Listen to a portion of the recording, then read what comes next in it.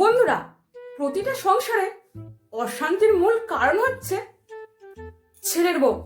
না, এটা আমি বলছি না, এটা শ্বশুরবাড়ির লোকজন মনে করেন যে সব অশান্তির মূল কারণ হচ্ছে ছেলের বউ।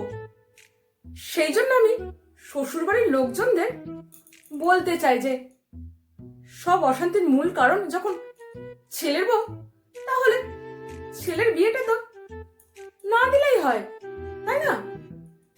আমি বলতে চাই শ্বশুরবাড়ির লোকজনদের সব অশান্তির মূল কারণ যখন ছেলের বউ, তাহলে ঢাক ঢোল পিটিয়ে এত লোক খাইয়ে এত এত টাকা খরচা করে অশান্তিটাকে বাড়িতে ডেকে আনার কি দরকার? হ্যাঁ, বিয়ের আগে তোমাদের মনে হবে যে ছেলের বউ এসে সংসারটাকে সামলাবে, ছেলের বউ এসে সব কাজ করবে, আর ছেলের বউ এসে ঘরটাকে সামলাবে। কিন্তু বিয়ে হয়ে যাওয়ার পর তোমাদের কি মনে হবে? তোমরা তো নিজেদের রূপটা পাল্টে ফেলবে না?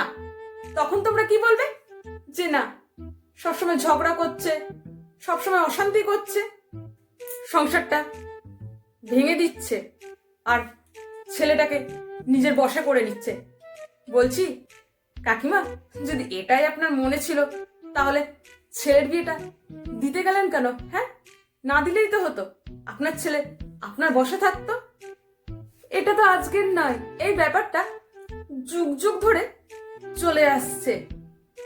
বলছি যে তাহলে যখন সবাই জানে ছেলের বউ এসে সংসারটা ভেঙে দেবে, ছেলে বউ এসে সবসময় অশান্তি করবে, সংসারে আগুন লাগাবে, ছেলেকে নিজের বশে করে রাখবে, এসব ভাবনাগুলো কোথায় ছিল? হ্যাঁ, এতই যখন সমস্যা, তাহলে ছেলের বিয়েটা তো না দিলেই হয়।